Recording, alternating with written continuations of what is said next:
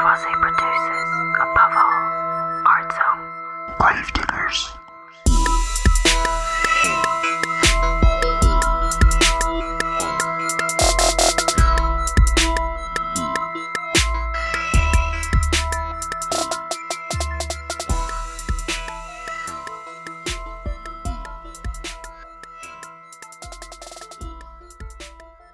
Hi, everyone.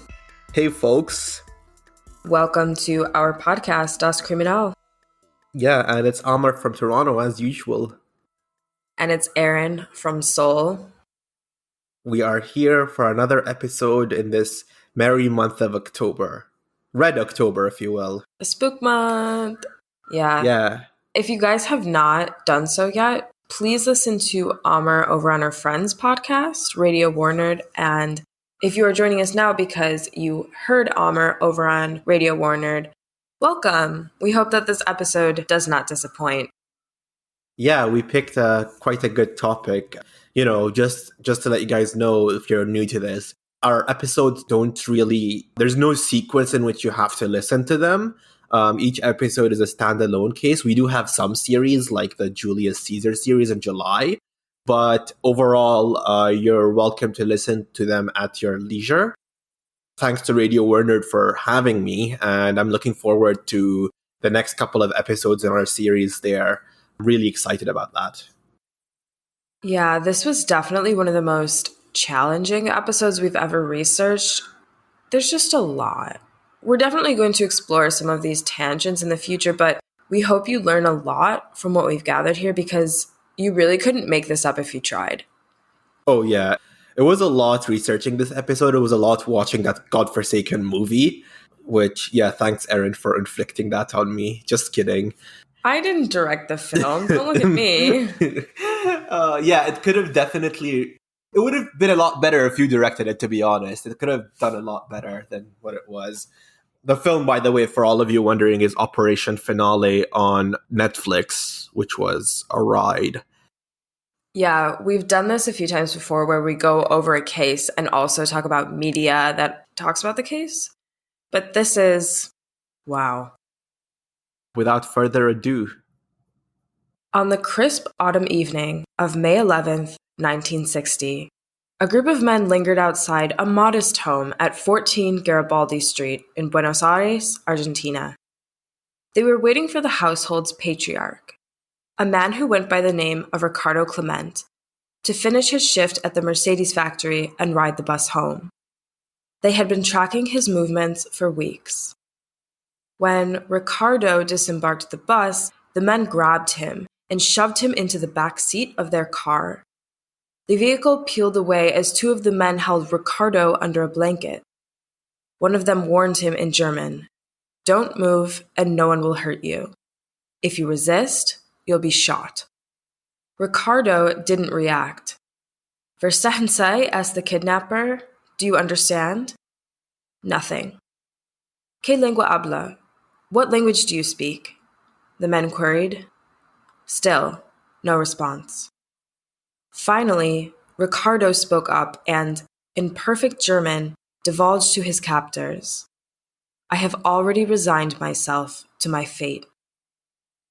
As many of you probably already guessed, Ricardo wasn't actually Ricardo. He was, in fact, a Nazi war criminal who had fled to Argentina using an alias. Ricardo's real name was Adolf Eichmann. He had been instrumental in organizing what the Nazis called the final solution to the Jewish question. In other words, Eichmann facilitated the mass deportation and genocide of Jews, Slavs, Roma, and other targeted groups in the Holocaust. Many high-profile Nazis, such as Adolf Hitler, killed themselves when the Allied forces closed in on them in 1945. Others were captured and stood trial for their crimes at Nuremberg. Hundreds, if not thousands, of Nazi scientists, engineers, and technicians migrated to the United States, where they served the First World superpower in opposition to the Soviets in a covert post-war employment scheme known as Operation Paperclip. We cannot overstate this enough. High-ranking Nazi officials, scientists, engineers, and technicians were evacuated from Berlin by US special operations as the Red Army closed in. And these men, and most if not all were men, were given a clean slate by the US government along with generous pensions and stipends in exchange for their technical expertise, because the US prioritized the Cold War with the Soviet Union over enacting justice towards those Nazi criminals. And the Cold War wasn't a war the Soviet Union was actively seeking. It was a war instigated by the US. Some Nazis, however, disappeared after the fall of the Third Reich. With the aid of collaborators operating in a system called rat lines, these Nazis changed their names, obtained fake documents, and started again in places like Latin America, Spain, and Switzerland. Such was the case of SS Obersturmbannführer Otto Adolf Eichmann.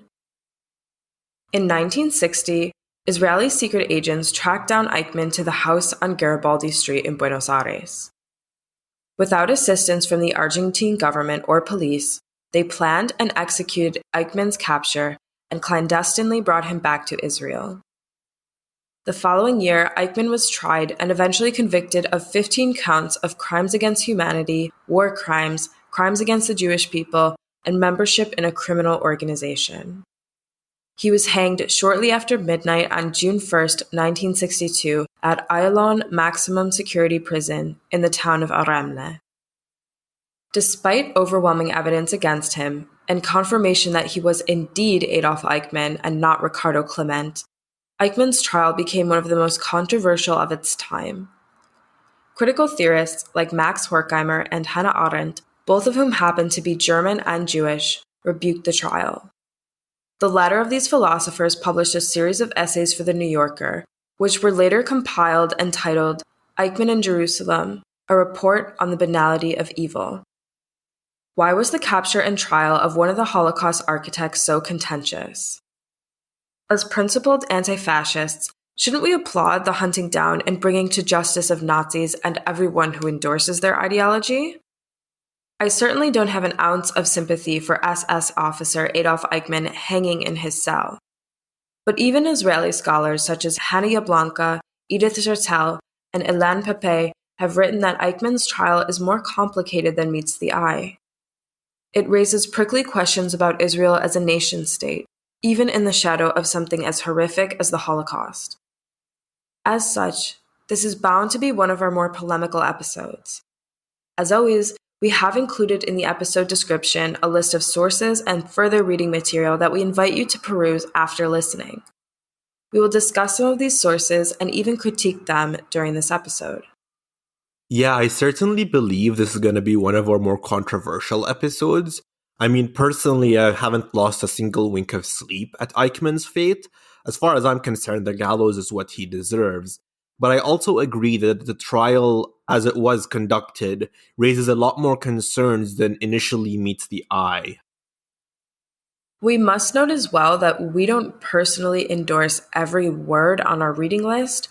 You'll soon see we have some mixed thoughts about Hannah Arendt, and that's putting it lightly. However, some positions that we will never share are those of Holocaust denial and defense of genocide. These are not viewpoints, they are hatred and ahistorical blather. If you are a Holocaust denier or in any way a Nazi sympathizer, seriously, fuck off from our podcast. You are not welcome here. This is an explicitly anti-fascist space.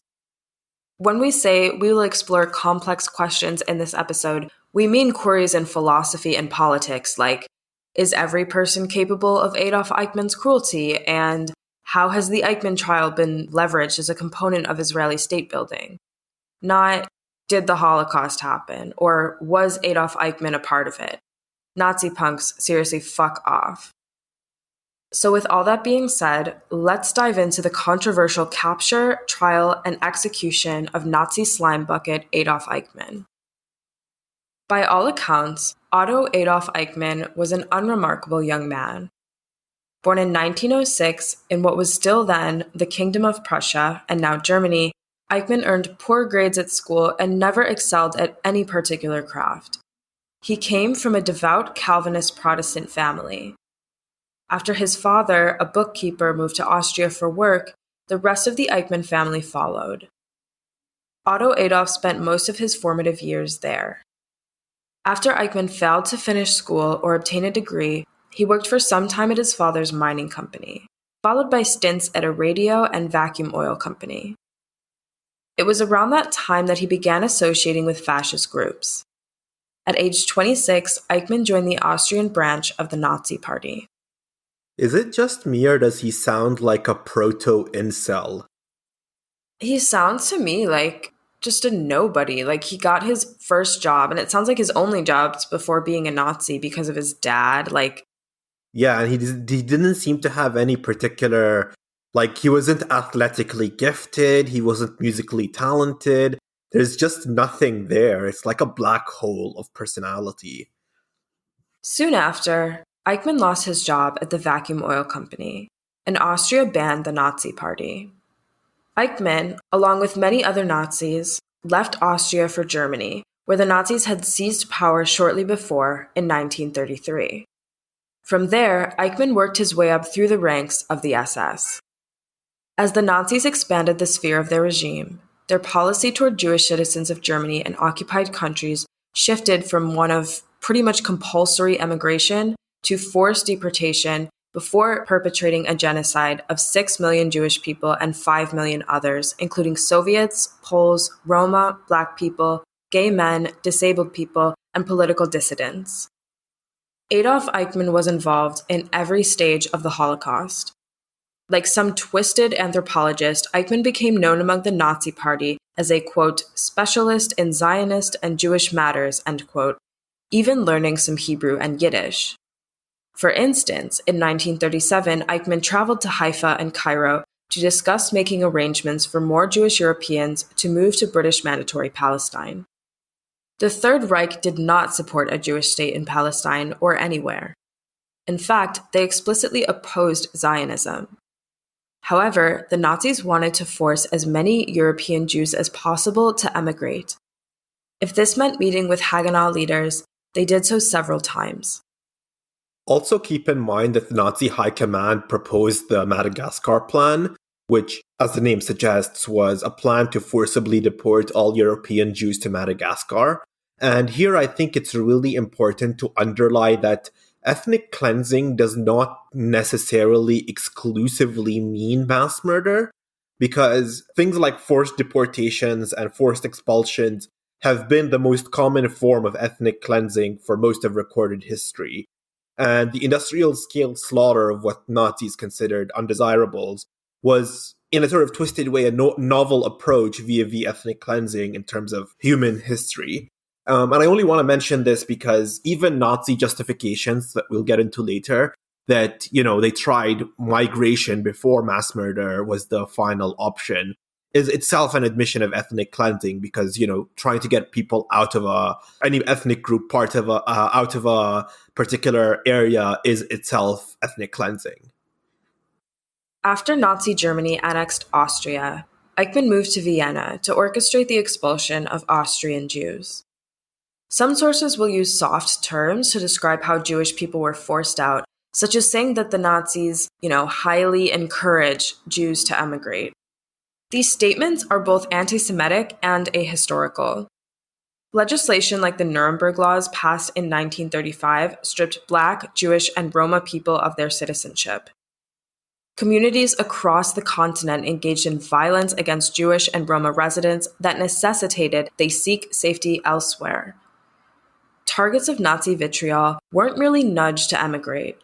They were fleeing for their lives amid ethnic cleansing.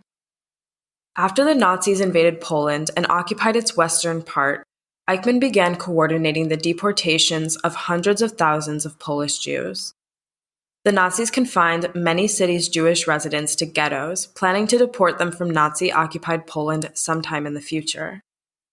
However, after the invasion of the Soviet Union in June of 1941 and the Wannsee Conference in January 1942, at which Eichmann was present, the Nazis shifted their policy from deportation to slave labor and murder. Much of the genocide of Europe's Jews, sometimes called the final solution, was carried out within a system of extermination camps. Adolf Eichmann was responsible for organizing the death trains that brought Holocaust victims to those camps. In October and November of 1944, as the Red Army closed in on the Nazi Eastern Front, Eichmann also coordinated for tens of thousands of Jewish people to be forcibly marched from Budapest to Vienna. Almost all of them had also been victims of the concentration camps. As they marched, people died from exposure, starvation, and exhaustion, and the Nazis shot those who were too weak to continue. Like many Nazis, Eichmann would later say that he was just following orders. He didn't set policy, he ran the operations of the Holocaust. There is so much cruelty in this flawed argument that many respected scholars and philosophers before us have explored in depth.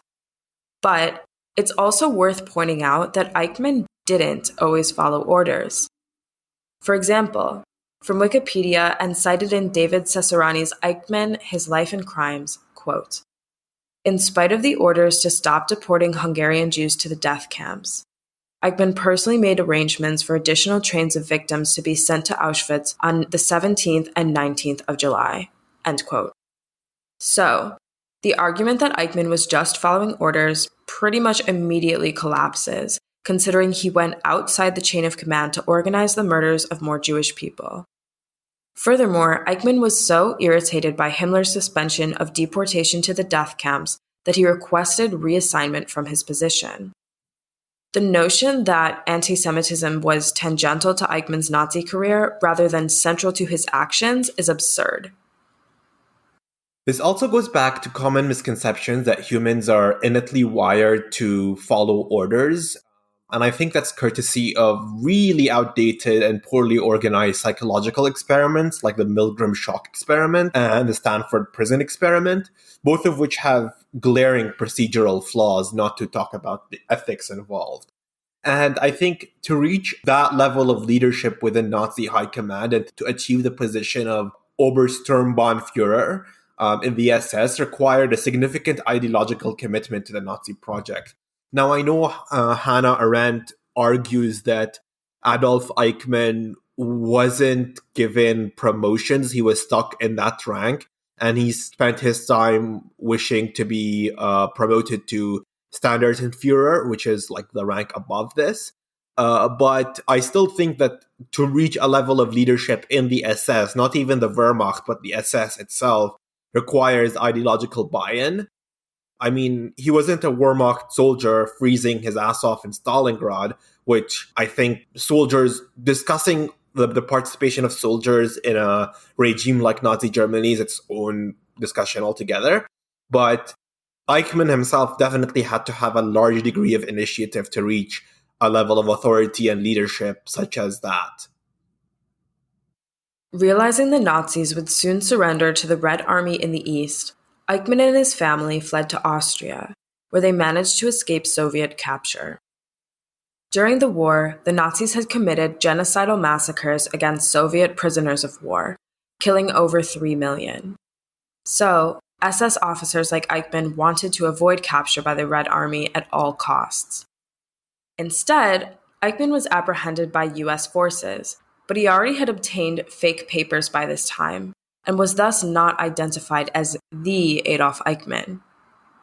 Apparently, security at the US-run Nazi camp was pretty lax because Eichmann, quote, escaped from a work detail when he realized that his identity had been discovered, end quote. Like, it sounds like he just thought, okay, I'll just leave. Apparently, it wasn't exactly a bad idea, as clearly shown. Meanwhile, many of Eichmann's former Nazi associates sang like canaries at the International Military Tribunal at Nuremberg in 1946. They gave specific accounts of Eichmann's role as a logistical organizer of the Holocaust, and he became a highly sought-after war criminal. But Adolf Eichmann had all but disappeared. Eichmann utilized a rat line, an escape route for Nazis and other fascists, to procure more fake documents and flee to Argentina. Specifically, Eichmann received help from Austrian Catholic Bishop Eloi Hudal, a Nazi sympathizer who helped several prominent SS officers leave Europe. Hudal helped Eichmann use forged papers to obtain a Red Cross passport under the alias Ricardo Clement. Eichmann departed Europe for Argentina in the summer of 1950. Oh, speaking of Catholic bishops, I mean, it's a little known fact that the Catholic Church, up to its highest echelons, were facilitating those rat lines. Even before World War II and during the war itself, the church was instrumental in organizing those rat lines to smuggle out gold, money, and other assets of Nazis out of Germany. And then it's no surprise that those rat lines were in place and eventually used for the Nazis themselves. And interestingly enough, the rat lines were also running through Francoist Spain, a fascist regime that seized power with the explicit help of both the Nazis, fascist Italy, and the British and the Americans, which shows you how comprehensive this underground structure was. In Argentina, Adolf Eichmann / Ricardo Clement worked a series of jobs, eventually rising to become a department head at a Mercedes-Benz factory in Buenos Aires. His family joined him in 1952, and they lived what appeared to be relatively normal lives. Bizarrely, however, Eichmann's sons continued using their real names rather than adopting aliases, which would ultimately beckon Eichmann's downfall. In 1954, Eichmann's eldest son, Klaus, met a girl named Sylvia Hermann at the York District Cinema in Buenos Aires. I say girl because she was 12 years old, whereas Klaus was 17. Ugh. Anyway, at some point, Klaus and Sylvia struck up a relationship. The Netflix film Operation Finale stretches and dramatizes the details of this story, but we're going to try our best to stick to the facts we know. Still, it's a bizarre tale, so hold on to your seats. Sylvia and Klaus start hanging out, and Klaus expresses Nazi sympathies several times in front of Sylvia. Unbeknownst to Sylvia herself, her own father, Lothar Hermann, is half Jewish and was imprisoned in Dachau concentration camp, where Nazi beatings would eventually blind him. People handle trauma differently, and I can completely understand why Lothar wouldn't want to spend his days discussing what happened to him at Dachau. But it's so tragic that Sylvia had to learn about what happened to her family this way, that her coming-of-age experience of starting to date someone was so affected by the violence of the Holocaust. It's a piercing example of intergenerational trauma that most dramatizations understate. Yeah, I'm not sure if this part is true, but in the movie, they portray it that Sylvia herself was unaware that she was Jewish, that her dad raised her as a Catholic or something. It's weird because in the film, they say something along the lines of, she's a good Catholic and Klaus is a good Catholic, but the Eichmann family was not Catholic. They were Calvinist Protestant. Yeah, exactly. Yeah, it was weird on so many levels. First of all, she was being, in the movie at least, she was being raised as Catholic. But yeah, the Eichmann family were not Catholic either, so I'm not sure where that came from. So it's really hard to take the film at its word, as we will go on to discuss, but even details like that are just off, so I don't know what to take as true. But the fact that Sylvia and Klaus met and started hanging out, that is definitely true. Yeah. But Sylvia's father, Lothar, began to suspect that Klaus Eichmann was indeed the son of Adolf Eichmann, the wanted war criminal. And Lothar forwarded these suspicions to a few Jewish organizations in Argentina before passing them on to German Jewish prosecutor Fritz Bauer, who in turn alerted the Israeli Mossad. Unlike the portrayal in Operation Finale, however, all of these people, with the possible exception of Fritz Bauer, ignored Lothar Hermann. They refused to pursue the case on the word of a blind man. But Lothar and now Sylvia were persistent and continued to gather evidence that Klaus's alleged uncle, Ricardo Clement, was really his father, Adolf Eichmann. They pressured anyone who might listen to apprehend Eichmann for his crimes. Still, it wasn't until another unnamed informant came forward and confirmed what the Hermanns had been saying for years that Israeli intelligence finally decided to take action. Argentine author Yuki Gonyi explains, quote, a blind man who lived on a meager pension in the middle of the Pampas had achieved what seemed impossible.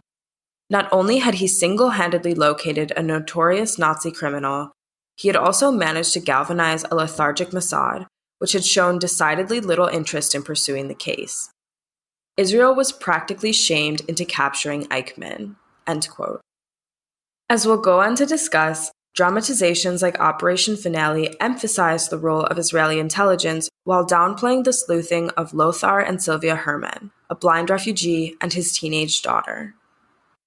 Yeah, the movie also focused on Mossad basically compelling Sylvia to dig further to obtain evidence that Ricardo was Adolf Eichmann. But, as we know, in reality, Sylvia and Lothar had spent years collecting the evidence themselves without any prompting, and they basically had to compel Mossad themselves into action. Yes, and years later, Lothar would even have to beg Israel for the promised $10,000 reward for tracking down Eichmann. And with all the money Israel would put into the capture and trial of Adolf Eichmann, what's $10,000 to the family who pieced together the puzzle and conducted their own reconnaissance missions to catch a Nazi? Like, really? He had to beg for $10,000. They weren't like just said, they were living on meager pension, so $10,000 would have gone a long way for them. Right, and poor Lothar was treated like he was crazy for years, trying to tell people, no, I know this is Adolf Eichmann, I know he's here, I know he lives in this house, his son was hanging out with my daughter, and people were like, oh, you're blind, how could you know anything? Yeah, the movie really takes liberties. These little liberties are what make me doubt it's so lazy, like the research for the movie was just so lazy. Right, and just those details, like, oh, we're both good Catholics. Like, yeah, we will get into it, but So, after years of pressure from the Hermanns and the people they'd managed to convince, like Fritz Bauer, Israeli intelligence finally decided to check out this Ricardo Clement character for themselves. Specifically, they dispatched Shin Bet chief interrogator Zvi Aharoni to investigate Clement in March of 1960. After several weeks watching his target come and go from a modest house at 14 Garibaldi Street, Aharoni was sure. It was Adolf Eichmann. Furthermore, Eichmann maintained a rather precise schedule as he moved about Buenos Aires, making him easy to surveil. Aharoni relayed this information back to the Israeli government, which then sent an 8-man team of Mossad and Shin Bet agents to capture Eichmann. Many of these agents had lost close relatives in the Holocaust. The decision by Israeli Prime Minister David Ben-Gurion to kidnap Adolf Eichmann rather than request his extradition from Argentina is an interesting one, which we'll discuss more during our analysis of the trial. The justification given for this extrajudicial abduction mostly lies in Argentina's unwillingness to extradite Nazi war criminals at that time, as well as, according to Hannah Arendt, quote, the unprecedentedness of the crime and the coming into existence of the Jewish state, end quote. We try to avoid hypothetical exchanges about things that would have happened had history gone a bit differently. Still, most scholars recognize that Argentina was unlikely to have turned Eichmann over to the Israelis for trial had they gone through the formal channels. Argentina had refused to cooperate with West German attempts to apprehend Karl Klingenfuss and Joseph Mengele. Arendt writes in Eichmann in Jerusalem, quote, the realm of legality offered no alternative to kidnapping. There existed but one real alternative to what Israel had done. Instead of capturing Eichmann and flying him to Israel, the Israeli agents could have killed him right then and there, in the streets of Buenos Aires, end quote. But, as we'll go on to discuss, Ben-Gurion didn't want Eichmann dead, at least not yet. The State of Israel would eventually execute Eichmann, demonstrating that capturing Eichmann alive and trying him in Jerusalem wasn't an act of mercy, as some scenes of Netflix's Operation Finale make it out to be. There were specific reasons Israel's statecrafters wanted to try Eichmann there. These included expanding the public record of Holocaust memory and shoring up Israel's political stature on the international stage. Yeah, first of all, there was a scene in Operation Finale where Simon Russell Beale, playing David Ben-Gurion, hair and all, basically shuffles over to the group of agents and insists that they capture Eichmann and not kill him so that they could like do a trial and everything. And it was a really, really contrived scene, one of many, and I found that really annoying. I don't know how you felt about that scene. I think a lot of scenes in the film really miss the point. For instance, when they imply basically that they are the good guys for giving Eichmann a trial, and then of course he ends up being executed. And they put this in contrast to the genocides that he committed. So they're saying, we are better because we're giving you a trial. But the point of the genocide is that those people had done nothing wrong. They were killed just for existing.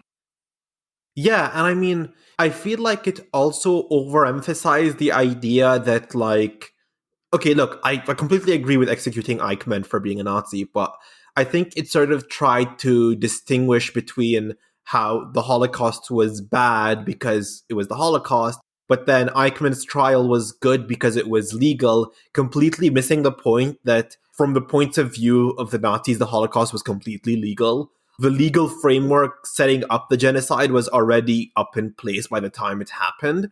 And the movie focused too much on the idea of a trial being the end-all be-all of fairness and justice, if that makes sense. Yeah, definitely.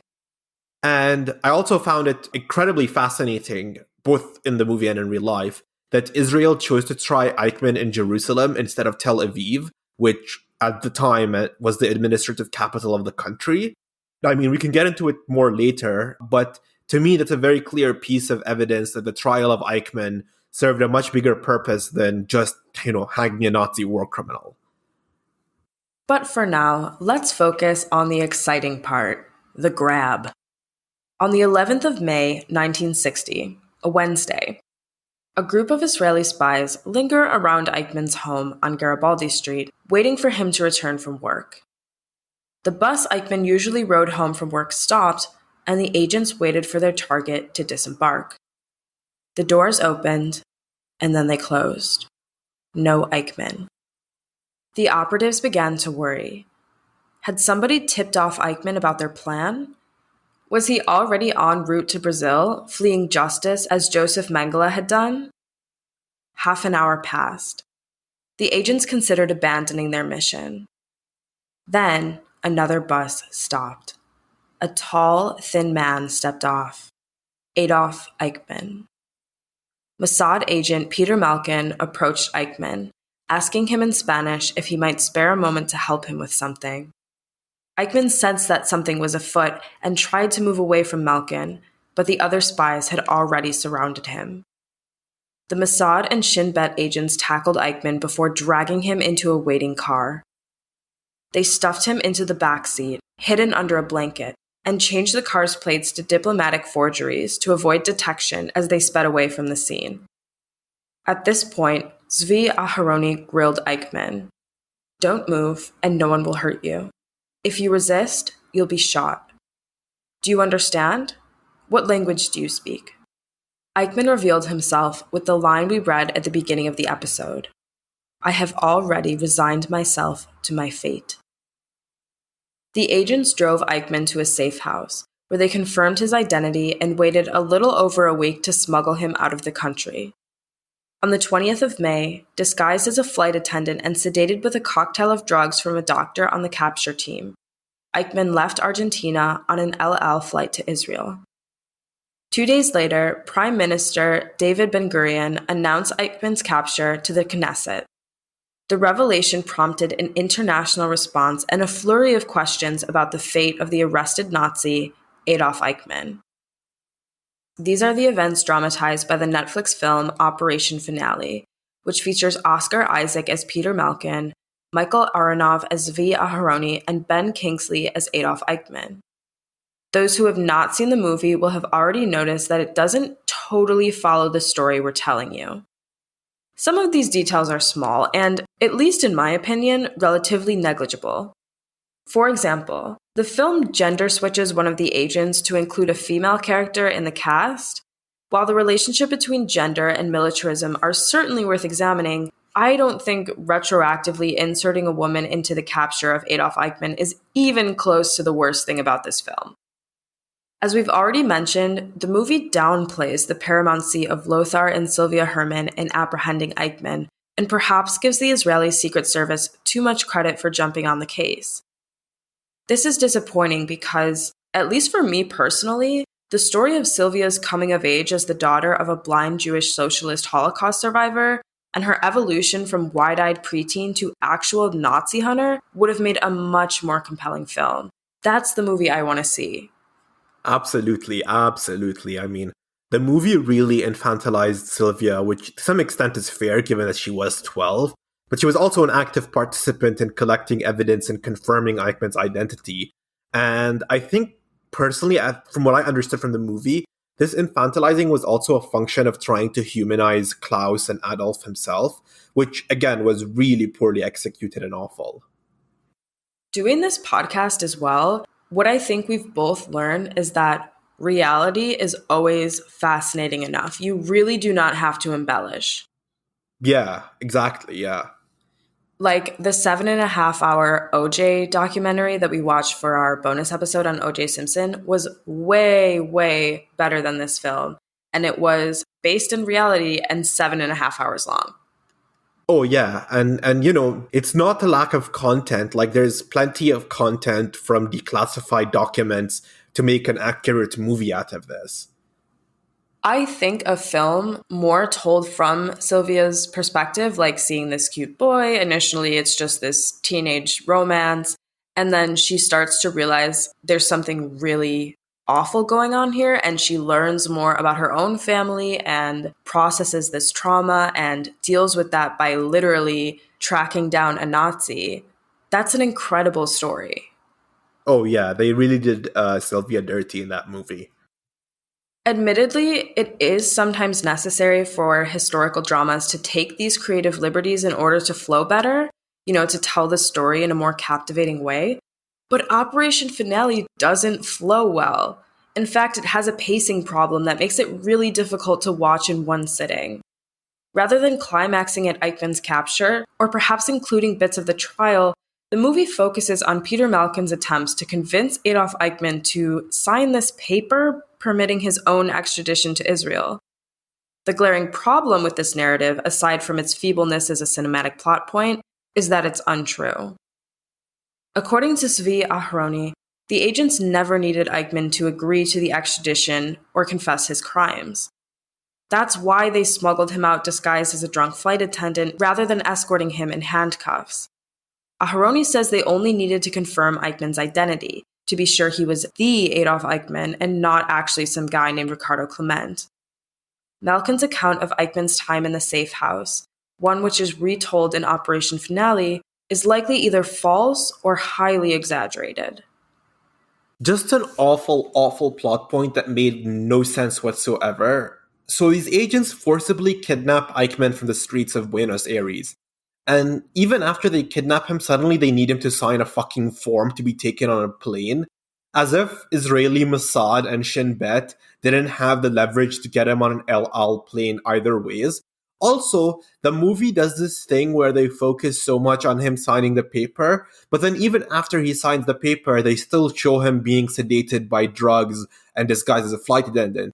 So if he signed the paper, they shouldn't need to disguise him anyways because he signed the fucking paper accepting the extradition. So I don't get it. Either he signed the paper and you don't need to disguise him, or he didn't sign the paper and you need to disguise him. You can't have your cake and eat it too. Yeah, it just didn't make sense. And also, the tense point at the end where the plane is about to take off is very second-rate Argo, if you've seen Argo. Oh yeah, absolutely. It's like wannabe Argo. Also, the entire plot point about, signing the paper, I thought it was a contrived and really awful way to humanize Eichmann through his conversations with Malkin and his sort of feeble defenses of attempting to deport Jews before settling on murder.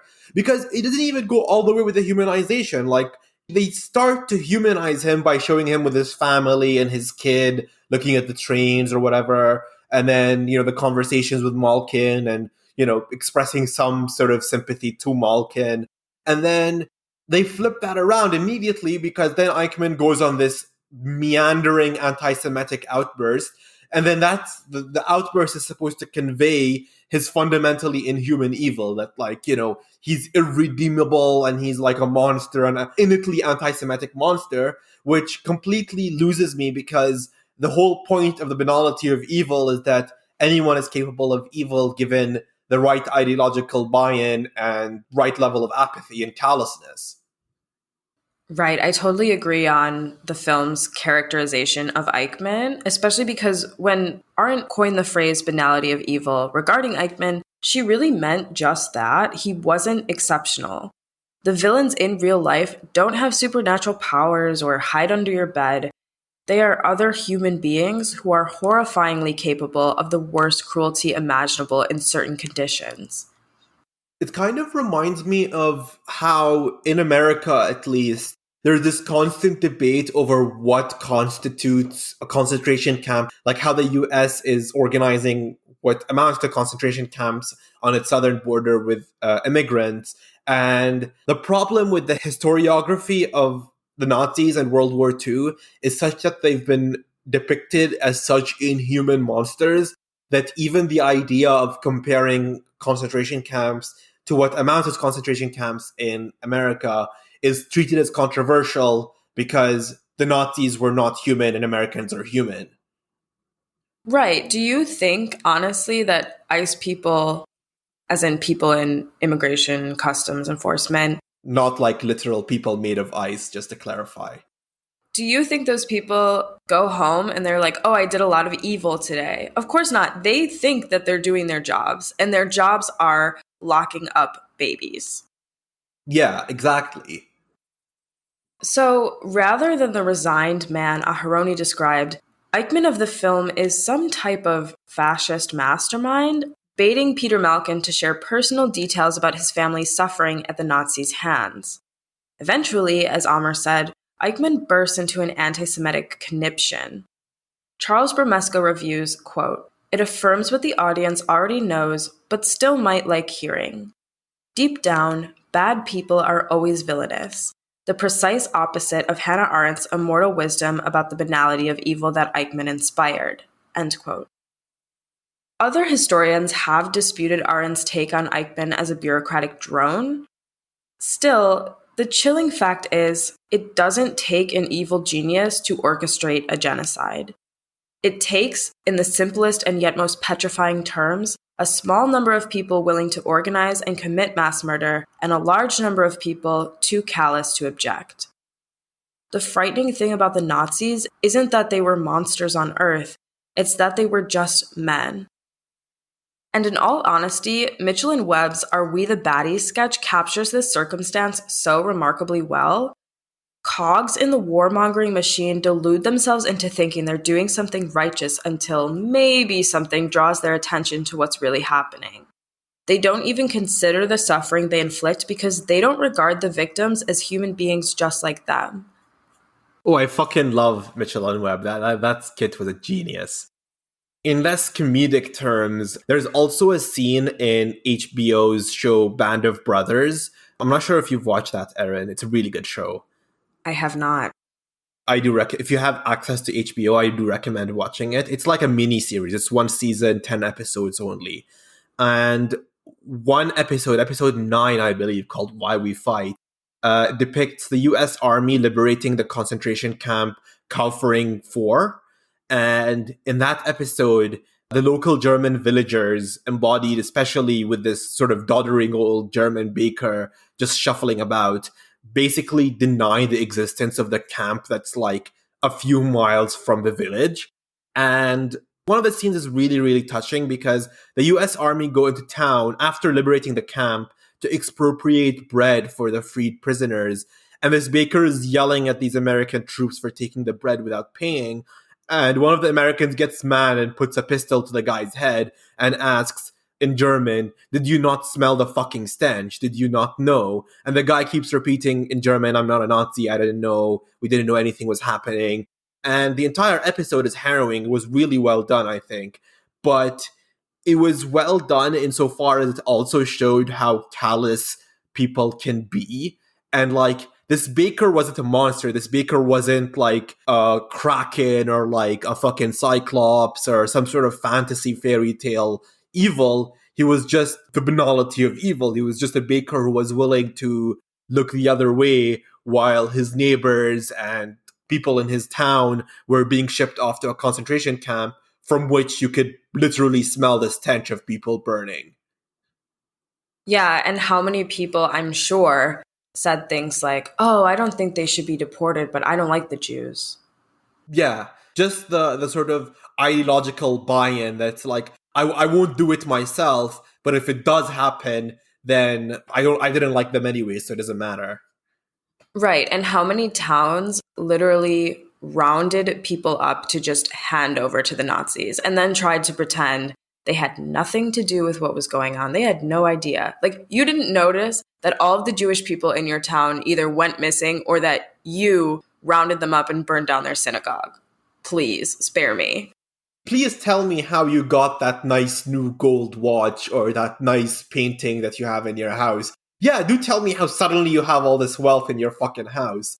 And I think this is the perfect time for me to make a mention that Canadian Minister of Finance and Deputy Prime Minister Chrystia Freeland's grandfather was a known Nazi collaborator in Ukraine. And not only does she not disavow him, she keeps saying how she's proud of him for being like, fighting the communists.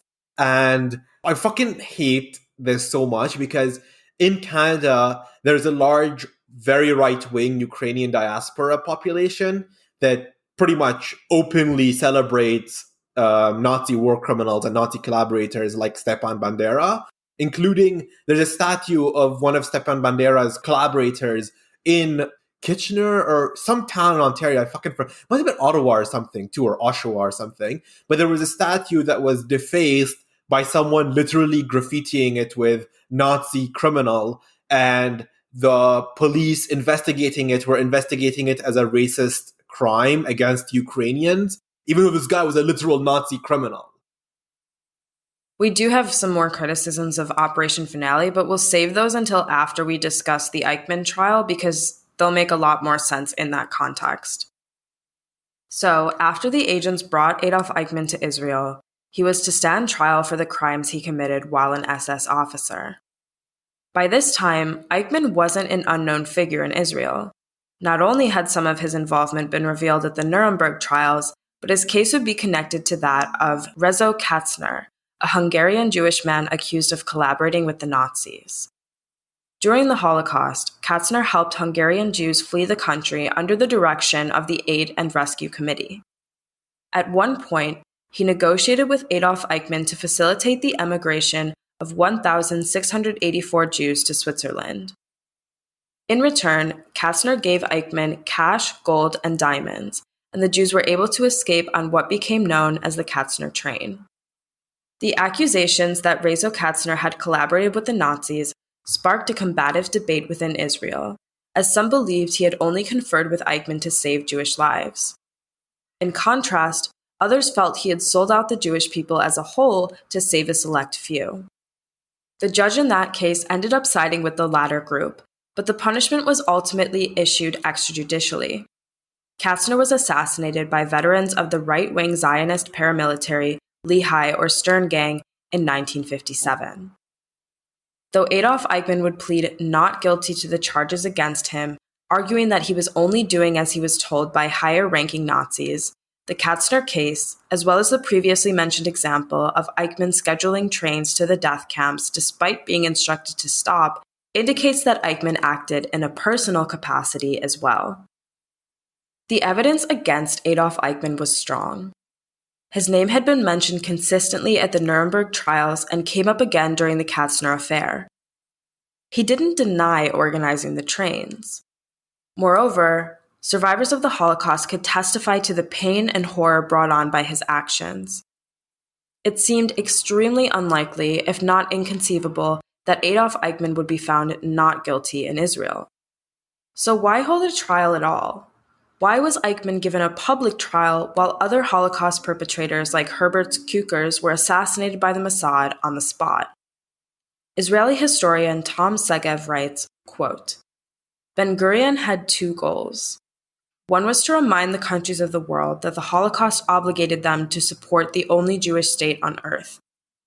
The second was to impress the lessons of the Holocaust on the people of Israel, especially the younger generation." End quote. Let's begin with Segev's second point. Many of the court proceedings were broadcast all around Israel and the globe, meaning that millions of people heard testimony from Holocaust survivors on their radios and perhaps televisions. Communicating this memory, and therefore opening a new possibility for collective healing, is a worthwhile cause, in my opinion. Bearing witness can be the first step toward forging a healthier path forward. But this wasn't a Truth and Reconciliation Commission like the one assembled as South Africa transitioned from an apartheid state to a multiracial democracy. It was a criminal trial, and Adolf Eichmann was ultimately found guilty of crimes against humanity, war crimes, crimes against the Jews, Poles, Slovenes, and Roma, and membership in a criminal organization. And while Eichmann may have been given the dignity of a trial, he wasn't granted the mercy of a life sentence. On the 1st of June, 1962, after all his appeals and requests for clemency were denied, Eichmann was hanged at Ayalon prison in Remla. Within hours, the State of Israel cremated Eichmann's body and sent his ashes on a Navy patrol boat to be scattered outside Israeli territorial waters, further suggesting that Eichmann maintained some type of mystique as a monster who couldn't be flushed down an Israeli toilet. Segev's first point demands more analysis. Philosophers like Hannah Arendt criticized the court proceedings as a show trial meant to secure Israel's legitimacy as a state with the power to try such crimes. Yeah, if we accept Weber's definition of a state being an entity with a monopoly on legitimate violence, then this trial was basically an explicit display of that monopoly. Instead of a drive-by shooting killing Eichmann on the spot, Israel needed all the trappings of a legal prosecution and death sentence to affirm its existence as a state as such. Also, I mentioned this before, but the choice to try Eichmann in Jerusalem instead of Tel Aviv is really interesting on multiple levels. And I theorize, and I suppose, this is just a theory from my end, that Jerusalem was meant to evoke a connection between Eichmann's crimes and the Holocaust and the biblical Jewish diaspora and expulsion. Shlomo Sand makes a really good case in his book, The Invention of the Jewish People, which I think is really, really worth reading, that the historiography of Jewish history, insofar as, the expulsion of the so-called original Jews living in Israel, they've never really happened as a mass expulsion. The biblical diaspora itself was largely a myth, insofar as most Jews were converts in Europe and elsewhere, the same way most Christians and most Muslims are converts. And in any case, I think it goes back to your first point, Erin, in reminding younger generations of Jews and the public at large, as well as non-Jews like other countries, that the crimes of the Holocaust were atrocious, and the implicit assumption is left hanging that Israel's existence as an ethno-state is the only sure way to prevent another genocide. Arendt also took issue with the charges of crimes against the Jewish people. She argued that crimes against humanity would have been more appropriate, as it is the Nazis who wanted to separate Jewish people from other human beings. And while Eichmann had indeed been hiding out in Argentina to avoid responsibility for his crimes as an SS officer, Arendt pointed out that other Nazi Party members, such as Dr. Hans Globke, lived openly in places like West Germany. As we mentioned earlier, many Nazis left Germany to work for the United States government in a scheme known as Operation Paperclip. On this point, Israel itself was not above working with former Nazis when it suited its own political goals. Specifically, the unrepentant and open Nazi war criminal Oswald Skorzeny was recruited by Mossad in the 60s to act as a double agent. At the time, Skorzeny was hired first by Najib and then by Nasser to act as a military advisor to Egypt. And Mossad tapped him up to obtain intel and to monitor what various German scientists were doing with regards to various weapons development and rocket development for Nasserist Egypt. And to me, that belies the hypocrisy of the State of Israel as a settler colonial project, because not only was Skorzeny unrepentant, He didn't even bother to live under an alias or in hiding like Eichmann did. He openly used his name and operated as a mercenary in Francoist Spain, Egypt, and Peronist Argentina. But because he proved himself useful by providing Mossad with intel on German scientists, even going as far as assassinating a German scientist on behalf of Mossad in Egypt, he was allowed to exist. And he was allowed to live freely. And if we take the argument that Skorzeny was used by Mossad to target more Nazis as morally necessary, which itself presupposes that one Nazi war criminal is equivalent to another, then it baffles my mind that Kastner was treated the way he was, because if Kastner was being pragmatic, then so was treating Skorzeny and vice versa. Yeah, definitely hypocritical. And Arendt points out how Eichmann could not live openly as a Nazi, that he was being hunted down. But in fact, CIA documents declassified in 2006 indicate that US intelligence was aware in 1958 that Eichmann lived in Argentina under the alias Ricardo Clement, but, preoccupied with the Cold War, had no motivation to hunt down the Nazi. Perhaps doing so would have also drawn attention to Operation Paperclip and outed the United States as a hypocritical nation when it comes to holding Nazis accountable. However, at least in my opinion, Arendt's analysis falls short in many ways. A noted racist who even opposed forcible school desegregation, Arendt expresses bigotry toward Palestinians and Arabs several times in her essays on Eichmann in Jerusalem, often noting that Arabs were critical of the Eichmann trial and chalking this up to literal support for Adolf Eichmann. Of course, this is incredibly ironic, as Arendt herself was one of the most prominent critics of the court proceedings. But her anti-Palestinian racism still precludes her from understanding Palestinians as human beings who can also understand the nuances of the event and take issues with Israeli state building on stolen land while detesting Eichmann as a Nazi war criminal. She basically doesn't afford Palestinians the same consideration she affords herself. She is allowed to have a nuanced take on this trial, but any Palestinian who says, well, I hate that Nazi, but I still have some issues with how this is being done, she sees as someone who supports Eichmann. Oh yeah, I really, really dislike her on that account alone. The anti-Palestinian tinges of the trial and its aftermath thus go deeper than Arendt's analysis.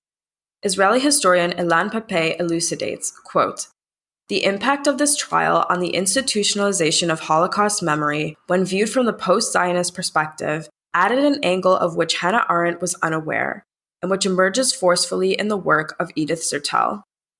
She connects the trial to the impact of the manipulation and instrumentalization of Holocaust memory on attitudes towards and perceptions of the Palestinians within Israeli Jewish society. The most important theme in this connection is the Nazification of the Palestinian struggle. Hence, they too became victims of this manipulation." End quote. Zertal explains in her book, Israel's Holocaust and the Politics of Nationhood, that the trial demonized Palestinians in two ways. Quote, "First, by massive references to the presence of Nazi scientists and advisors in Egypt and other Arab countries, to the ongoing connections between Arab and Nazi leaders, and to the Nazi-like intentions and plans of the Arabs to annihilate Israel. The second means was systemic references in the press, on the radio, and in political speeches to the former Mufti of Jerusalem, Haj Amin al-Husseini, who was depicted as a prominent designer of the final solution and a major Nazi criminal." End quote. Obviously, Zertal's writing breaks this down much more thoroughly than we ever could, notably because as an Israeli historian and presumably a Hebrew speaker, she has access to sources that we mostly only read secondhand. But we would definitely recommend checking out her book. It's cited in our sources as always. Every once in a while, the rumor that it was actually a Palestinian, Haj Amin al-Husseini, who conceived the final solution rears its ugly head. In 2015, current Israeli Prime Minister Benjamin Netanyahu faced criticism for remarking that Adolf Hitler merely wanted to expel Europe's Jewish communities, but Husseini convinced him to, quote, burn them. While this myth has been debunked many times, including from inside Israel, it still serves to manufacture associations between the Palestinians as a group of people and the Holocaust, vilifying the Nakba victims for a genocide committed in Europe. This brings us to Zertal's first point, the diabolicizing of Palestinians and Arabs by fabricating, quote, Nazi-like intentions and plans of the Arabs to annihilate Israel, end quote. The notion that the desire to abolish Israel as an ethno-state in Palestine is somehow commensurate to genocide is ahistorical and obfuscates discussions around both the Holocaust and the rights of Palestinians to oppose expulsion and apartheid. Yeah, I mean, the ultimate irony of Operation Finale and Eichmann's trial itself is it occurring in 1960, a mere 13 years after the Nakba, where countless documents and writings by Israeli military and political leaders themselves show an organized attempt to ethnically cleanse Palestinian lands, including the expulsion of Palestinians from Lida and Ramla by future Nobel Prize winner Yitzhak Rabin. And I mean, Rabin himself wrote in his memoirs, and again, why the fuck do criminals keep writing admissions of guilt in their memoirs? If you're doing genocide, stop writing it in your memoir, or keep writing it, because then it gives us more material to, record our podcast. Yeah, they always write it down. Yeah, thanks for that, really. We have the documents. And I'm going to quote from Rabin, and it's a bit of a long quote, so please bear with me here. Quote, "While the fighting was still in progress, we had to grapple with a troublesome problem, for whose solution we could not draw upon any previous experience. The fate of the civilian population in Lod and Rami, numbering some 50,000. Not even Ben-Gurion could offer any solution. And during the discussion at operational headquarters, he remained silent, as was his habit in such situations. Clearly, we could not leave Lod's hostile and armed populace in our rear, where it could endanger the supply route to Yiftach, another brigade which was advancing eastward. We walked outside, Ben-Gurion accompanying us. Alton repeated his question. What is to be done with the population? Ben-Gurion waved his hand in a gesture which said, drive them out. And Alon and I had a consultation. I agreed that it was essential to drive out the inhabitants. We took them on foot towards Bet Horon Road, assuming that the Legion would be obliged to look after them, thereby shouldering logistic difficulties which would burden its fighting capacity, making things easier for us. By the way, the Legion, he means the Arab Legion. Quote, driving out is a term with a harsh ring. Psychologically, this was one of the most difficult actions we undertook. The population of Lod did not leave willingly. There was no way of avoiding the use of force and warning shots in order to make the inhabitants march the 10 to 15 miles to the point where they met up with the Legion. The inhabitants of Rami watched and learned their lesson. The leaders agreed to be evacuated voluntarily on condition that the evacuation was carried out by vehicles. Buses took them to Latrun, and from there they were evacuated by the Legion. Great suffering was inflicted upon the men taking part in the eviction action. Soldiers of the Yiftach Brigade included youth movement graduates, who had been inculcated with values such as international brotherhood and humaneness. The eviction action went beyond the concept they were used to. There were some fellows who refused to take part in the expulsion action. Prolonged propaganda activities were required after the action to remove the bitterness of these youth movement groups and to explain why we were obliged to undertake such a harsh and cruel action. End quote. This is all from Yitzhak Rabin's memoirs, like he personally wrote this. And this is the same country that 13 years later is trying Eichmann for genocide. Yeah, the film as well, Operation Finale, is a substantial culprit of the false equivalency between Palestinian resistance to the ethnic cleansing Amr just described and Nazism. The only character who ever mentions Palestine directly is actually Adolf Eichmann, who initially claims to the agents that he's a quote-unquote Jew from Palestine. All the other characters simply refer to the Arabs as a general bloc. Toward the beginning of the movie, Isser Harel, the Mossad director, remarks that the agency can't spend time and resources chasing Adolf Eichmann. So I'm going to read you some of the script here. I know it's going to sound weird all in my voice, but here we go. Issa Harel. I got Egypt wreaking havoc. The Fedayeen. Hikers getting killed at Masada. Our resources are limited. I can't waste them chasing rumors. I'm sorry. Fritz Bauer. Think what it means. Jews finally, publicly, holding to account the man who organized our slaughter. Harel. Organized. Past tense. It is my job, Erbauer, to focus on those who are planning it today. Fucking hell, that scene boiled my fucking blood. I genuinely had to pause the movie at that scene because the moral equivalence of the Holocaust to the actions of Egypt, which, by the way, was pretty much fighting defensive wars, or the resistance of an occupied peoples, as the Palestinians, is just disturbing. It's sickening. Anyone can watch this scene and accept it at its face value is beyond disturbing to me. Later in the film as well, and this is so bizarre. I literally texted Amr when I saw it and was like, what are they talking about? Yeah, I was equally confused. They hold this conversation over the dinner table at the Safe House in Buenos Aires. And again, I'll read you the script. So this guy Rossi, who is played by Nick Kroll, who is kind of the only redeemable person in this movie, says, you know that lifta cheese back home? And then another agent says, you know lifta is an Arab cheese? And Nick Kroll says, is it? I didn't ask to see its papers. And the other guy says, oh, this is a joke, right? Giving money to our enemies, the people who want us dead? It's hilarious. Aharoni, you tried that one yet? See if it works on Eichmann. Yes, I watched this entire movie for this episode. So, listeners, you're welcome for me having to sit through that. Yeah, both of these scenes subtly hint at the Arabs as being the would-be perpetrators of the next Holocaust. And what's particularly wild about the lifta cheese discussion is that in all my time spent between Jordan and Lebanon, I've never heard of lifta cheese. Have you ever heard of lifta cheese, Amr? Not at all. After that scene, I Googled it, I asked my parents, no idea, no fucking clue.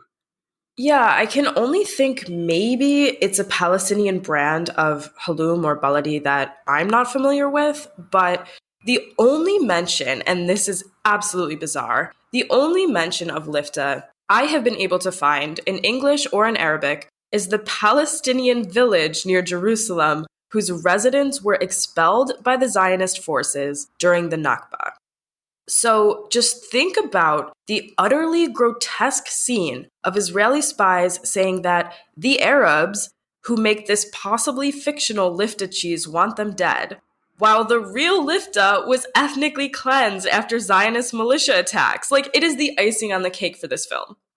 Also, it's fucking hilarious because the same sort of soft power organs, here they're like, oh, we shouldn't eat lifta because lifta is Arab. And then 30 years later, they're like, no, actually, shawarma and hummus were always Israeli. Israel existed for 3,000 years because the Bible says so. And we invented shawarma and hummus and falafels and all of that. Also, why didn't they just say baladi cheese? It's so weird to me. The whole discussion was obviously written by someone who only sees the Arabs as the enemy.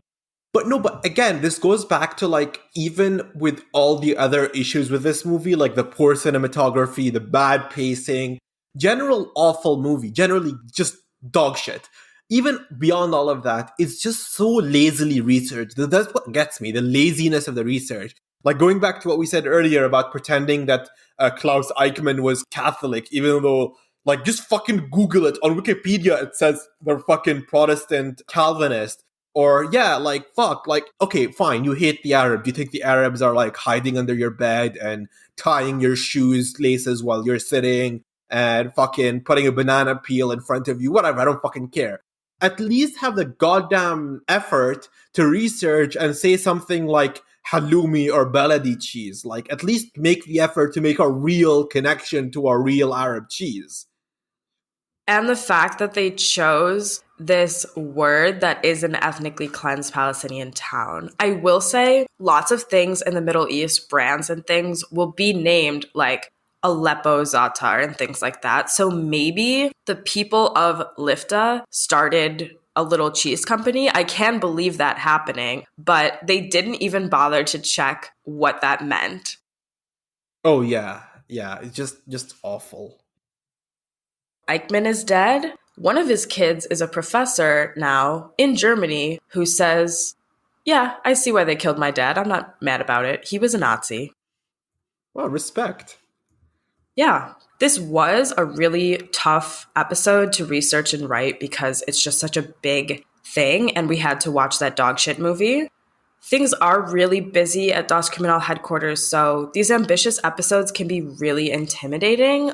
We have a long list of stuff we want to do, but every time I think about sitting down to write an episode about, I don't know, Abu Ghraib, I'm like, yeah, I can't do this right now. Oh yeah, I've been thinking about Abu Ghraib a lot as well. But yeah, same as you. Every time I think about it, I'm like, I'm not in a position right now, personally, with my life being hectic, as you know, Erin, to, sit down and research Abu Ghraib.